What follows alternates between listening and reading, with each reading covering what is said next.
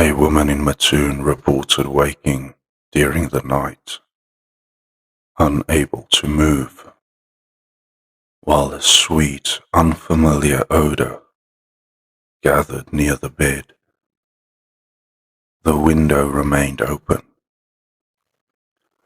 Nothing visible stood inside the room. The house itself appeared unchanged, and yet, within minutes, ordinary explanation became difficult to name, because what later acquired a name began without one. No city first records itself as entering mystery.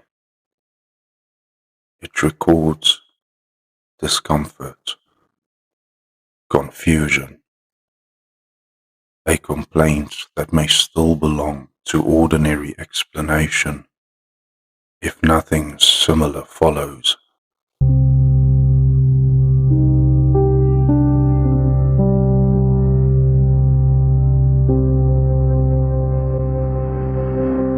In late summer 1944, Mattoon remained a working Midwestern town, shaped more by repetition than exception.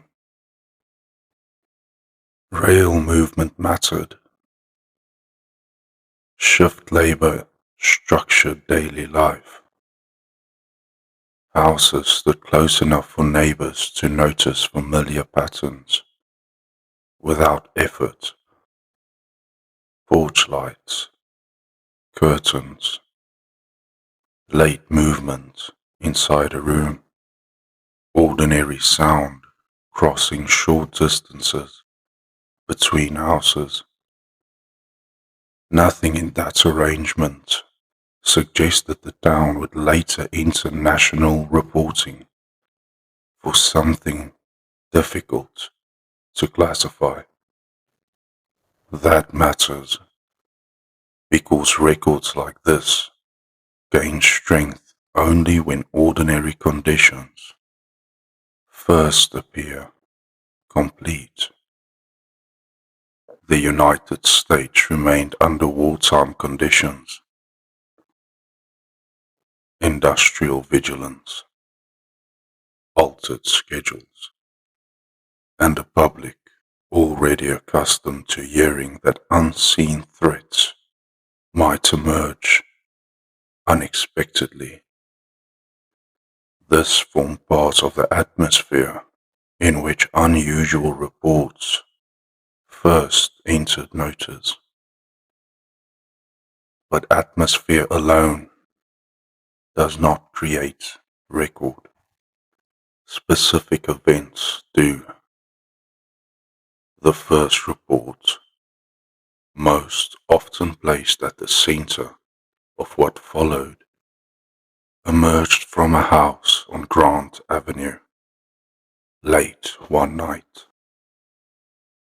A woman inside the home detected an unfamiliar odor near an open bedroom window. At first, the detail did not yet carry extraordinary meaning.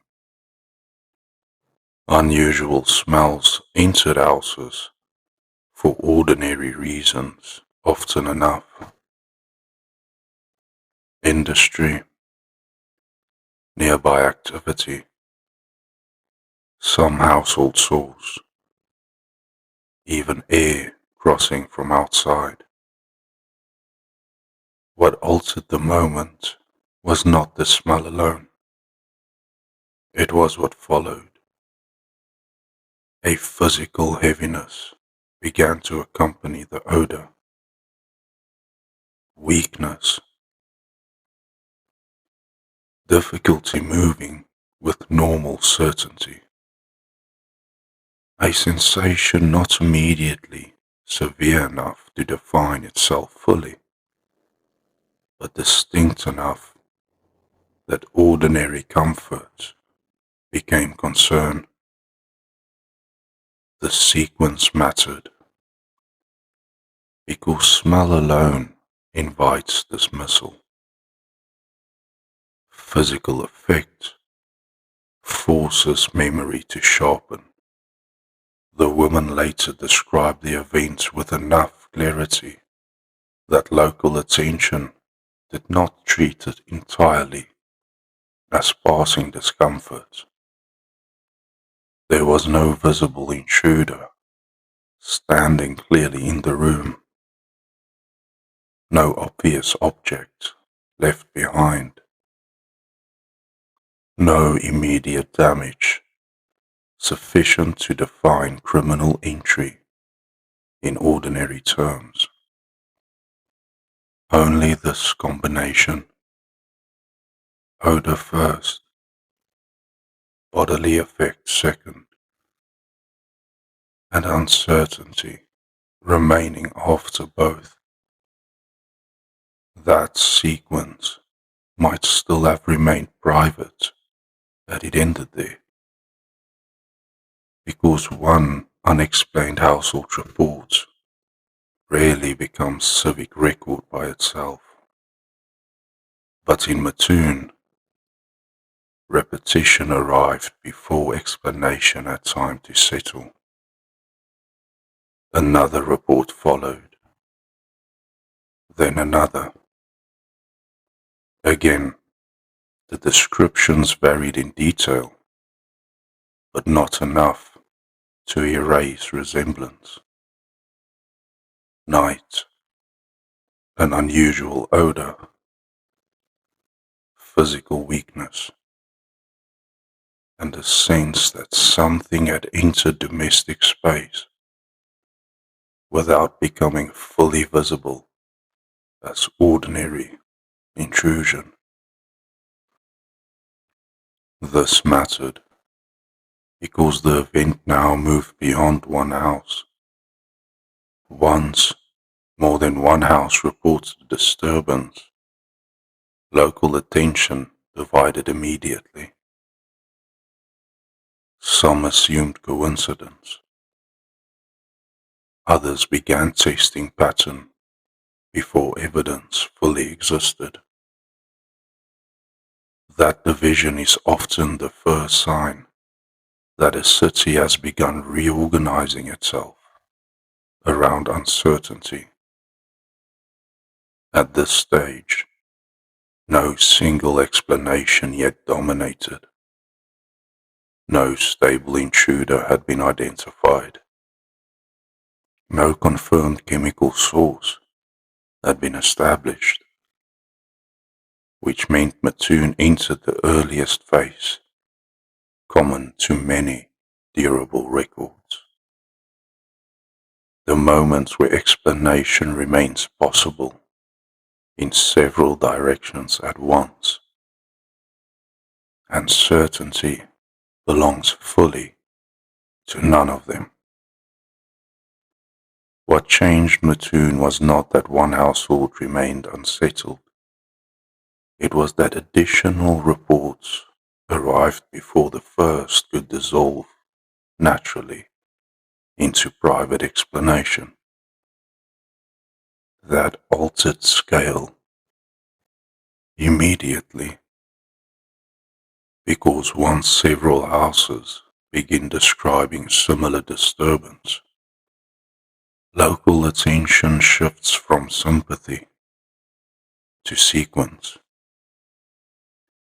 Times are compared, details are tested, whether the same smell returns, whether physical effects remain close enough to suggest one cause rather than several unrelated events.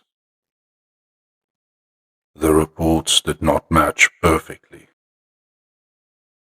They rarely do under fear, but the repeated structure remained difficult to ignore.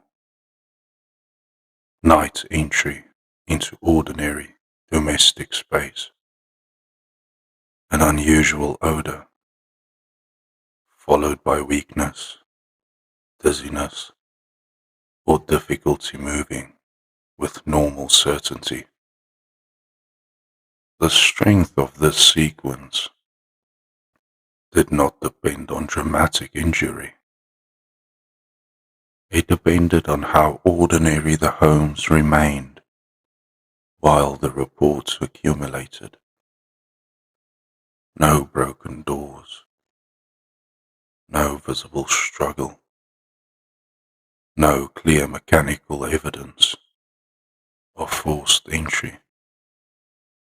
And because visible intrusion remained absent, explanation entered unstable ground almost immediately. Something was being reported, yet what exactly had occurred remained materially thin enough that no single explanation held authority. As reports widened, neighbors added observations that deepened unease. A figure near a window, movement outside a house,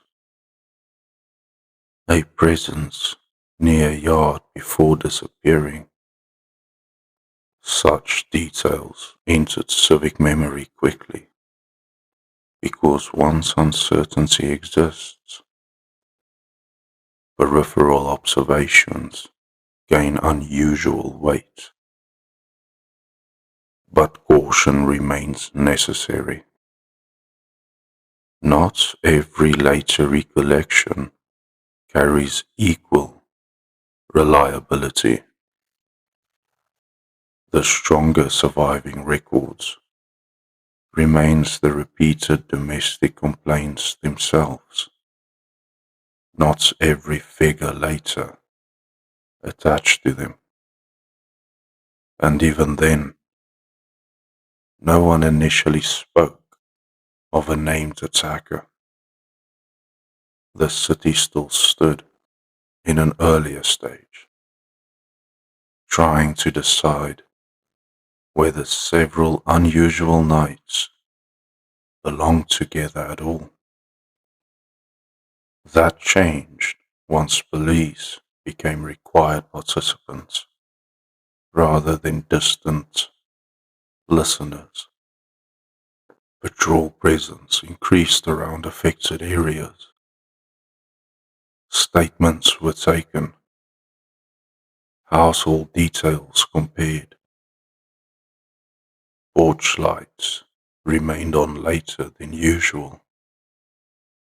Windows received more attention before sleep. If a person was moving between houses, physical traces might still emerge. A suspect might still be seen clearly enough for identification, but official procedure encountered the same difficulty already visible inside the reports. Too little material certainty for immediate closure. No arrested intruder appeared. No stable chemical source was identified. No ordinary criminal sequence revealed itself cleanly enough to satisfy what households believed they had experienced. And that gap between report and proof became the true force driving the case. Because a city can tolerate one unexplained complaint, it becomes far less stable when complaints repeat while evidence remains incomplete. By now, local newspapers had begun reporting what until then belonged mostly to household conversation and police attention. That mattered because one sprint enters a civic disturbance. Naming begins, and naming changes proportion. A repeated domestic complaint can remain uncertain while spoken privately. Once printed, it acquires identity faster than facts usually deserve. The phrase that later endured, the mad gasser, did not emerge because certainty had been achieved. It emerged because public language required a figure large enough to gather scattered reports into one readable shape. That is often how civic records distort themselves, while still preserving truth underneath. A name enters first as convenience, then survives long after explanation remains unresolved. But in Mattoon, the earliest printed attention still reflected uncertainty more than confidence. Officials did not yet possess a solved sequence. Households did not yet possess reassurance. And the city itself had begun shifting into a new condition, difficult to reverse once established. Ordinary night now required listening for what previously would have passed unnoticed. What entered Mattoon most deeply was not proof, it was adjustment. Windows that had remained open against late summer heat were checked more carefully before sleep. Doors received attention that previously belonged only to routine. Small sounds outside a house acquired greater weight than they had held only days earlier. And most importantly, ordinary night air itself became suspect. That mattered because the earliest reports depended on one unstable element: odor, an invisible condition difficult to preserve once the moment passed.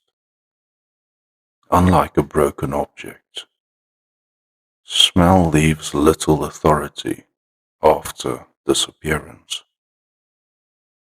It survives almost entirely through witness description. That made every later report both weaker and stronger. Weaker because officers arriving later could examine little that remained. Stronger because anyone who believed they detected the same intrusion immediately entered a sequence already formed by earlier accounts. By this stage, Mattoon had entered a civic atmosphere where ordinary sensory events no longer remained entirely ordinary. A passing industrial smell, fuel, household chemicals, night air moving between buildings, all of it now carried the possibility of meaning beyond itself. That did not make every report false. It meant every report now arrived inside a city already prepared to compare it with those that had come before. And this is where records like this become difficult to close cleanly, because environment begins shaping interpretation before investigators possess enough certainty to separate event from expectation. Police presence continued, but presence alone did not produce conclusion. Still, no suspect emerged. Some descriptions still mentioned movement near houses, a figure briefly visible near a window, someone retreating before identification became possible. But no sustained sequence gave authorities a person they could confidently place at the center of all reports. That absence mattered, because without a visible offender, explanation widened immediately. Industrial causes were considered. The wider wartime environment made chemical speculation plausible to many observers. Mattoon existed within a nation already conscious of unseen substances through war itself.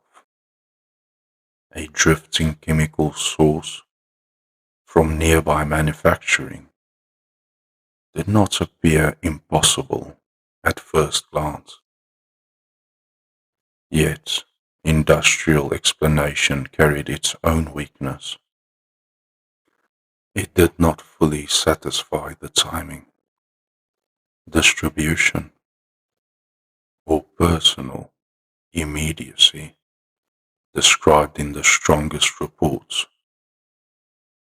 A broad atmospheric source should have behaved less selectively than some accounts suggested. That did not remove the possibility, but it prevented immediate closure. At the same time, another explanation entered, that fear itself might now be amplifying events beyond any original cause. This too requires caution, because later summaries often simplify too quickly by declaring mass hysteria, as though naming it resolves all difficulty. But naming atmosphere is not identical to explaining what first generated it. If fear intensified later reporting, the earliest reports still require their own account, and Mattoon never received one strong enough to erase why the city first began paying attention. That is why the hysteria explanation remains both plausible and incomplete. It explains spread more comfortably than beginning, and in records like this, beginning is often the harder portion to dissolve. What survived by then was not certainty in one direction. It was a divided civic mind, some believing an intruder still moved between houses, others believing ordinary conditions had acquired unnatural force through repetition, and officials occupying the narrow space between them, unable to fully endorse either conclusion without reservation. That narrow space is where durable records remain longest, because once explanation exists but fails to satisfy everyone equally, memory no longer leaves cleanly. It lingers, and Mattoon had not yet returned fully to ordinary night. What eventually altered Mattoon was not decisive proof, it was diminishing repetition. That distinction matters because many civic disturbances do not conclude through explanation. They conclude because reports begin arriving less frequently, until ordinary life gradually recovers enough that explanation no longer faces pressure every night. And in Mattoon, that is largely what occurred. No final arrest satisfied the strongest reports. No confirmed offender entered record with evidence sufficient to close every household account under one person. No official statements arrived carrying enough authority to erase why police attention had become necessary in the first place. Instead, the reports that had briefly gathered the city into one shared uncertainty began to lose intensity. Some nights passed without new complaint. Then longer intervals followed.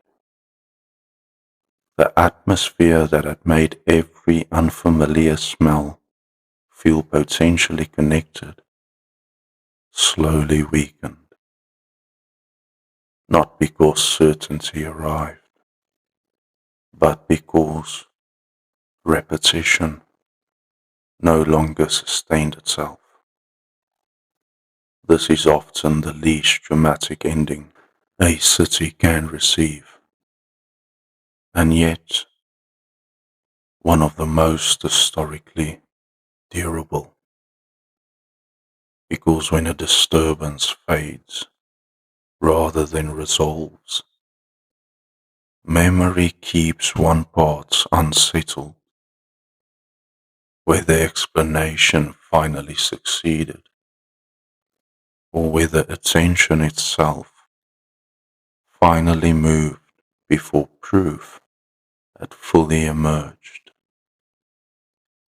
Official interpretation increasingly leaned towards social amplification, fear, wartime tension, rumors, and expectation. That together offered an explanation powerful enough to dominate later summaries. And that explanation remains persuasive because it fits much of what followed. Multiple households, newspaper acceleration, growing vigilance, and a city increasingly prepared to interpret ordinary discomfort through one developing narrative. But even here, restraint remains necessary because amplification explains spread more easily than beginning, and the earliest reports still entered record before the city had fully organized itself around fear. That is why Mattoon survives more strongly than many ordinary panic episodes.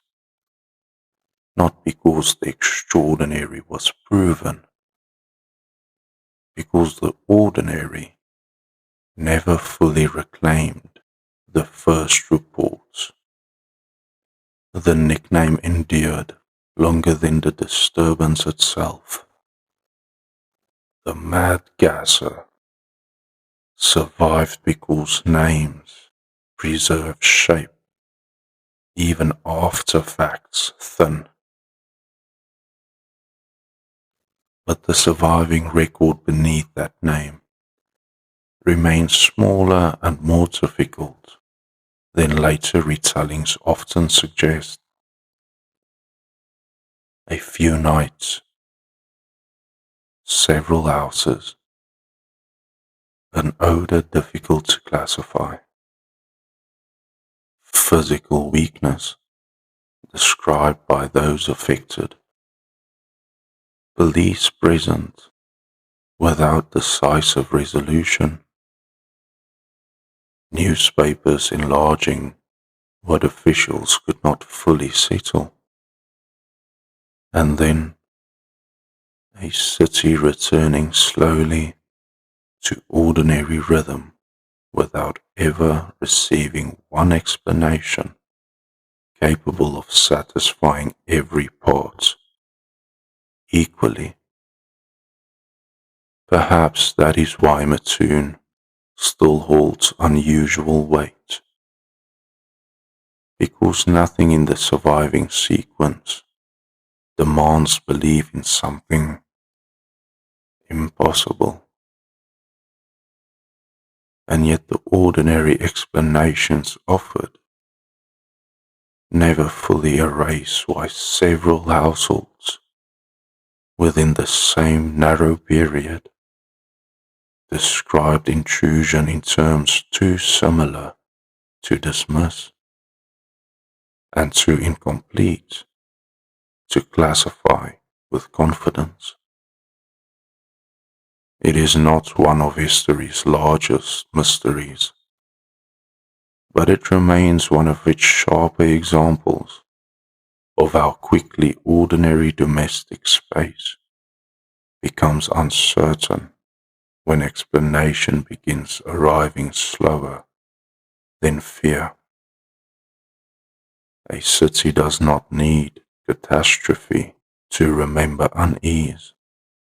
Sometimes it remembers only a few nights when windows were checked twice, where the air itself became suspect, and where no authority present could fully say whether what entered those houses had ever been identified at all. What is recorded remains. The record remembers.